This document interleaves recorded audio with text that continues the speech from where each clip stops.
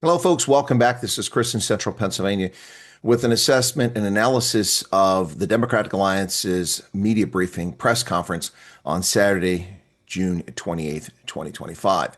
This came a little over 48 hours after party leader John Steenhuisen issued an ultimatum to President Ramaphosa. So, we have given the president 48 hours to act similarly against the other members of his party who are guilty or facing serious charges or who are mentioned in the Zondo Commission report.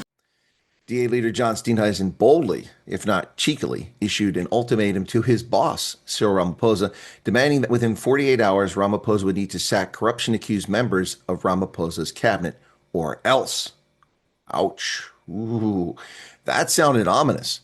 But for all the bluster about an ultimatum, and even worse, Steenhuisen's build-up in this speech to what appeared to be an announcement that the Democratic Alliance would be leaving the government of national unity, this was a massive own goal and a big nothing burger. The DA is not leaving the GNU. The DA is not making a motion of no confidence in President Ramaphosa's presidency. The DA is not going to be taken seriously any longer by many South Africans. After what appeared to be a likely exit from a useless coalition that is effectively delivering the National Democratic Revolution for the radical economic transformation crowd, it was like watching Peanuts when Lucy rips the football out from Charlie Brown every time he tries to kick it. It kind of felt like getting punked by Ashton Kutcher. For many watching, it was no doubt a gut punch that took their breath away.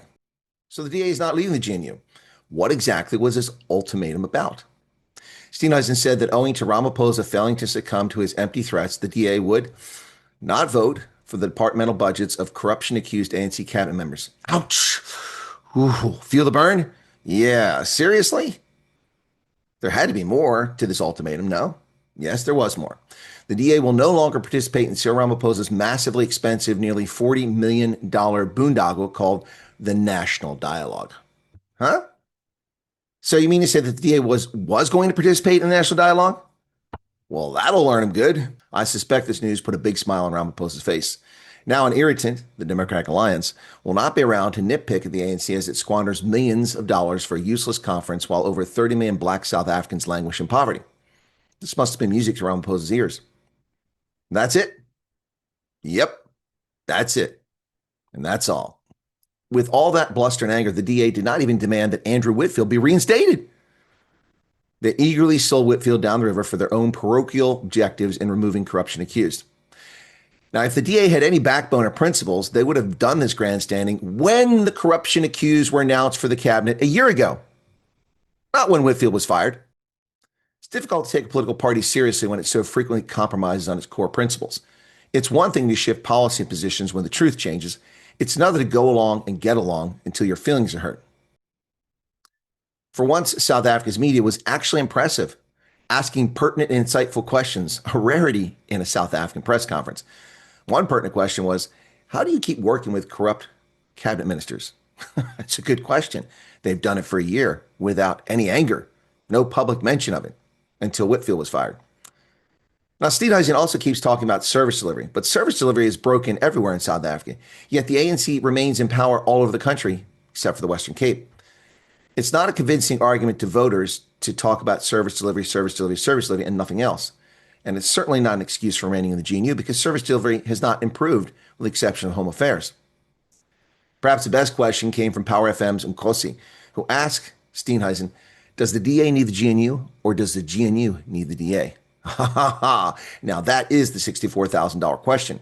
Based on the empty threats and nothing burger that the DA delivered in this own goal performance, it would appear the DA thinks it needs the GNU. So the question then becomes why? Both John Steenhuisen and Ivan Meyer answered that question. Steenhuisen claimed that if the DA leaves the government of national unity, the economy will suffer.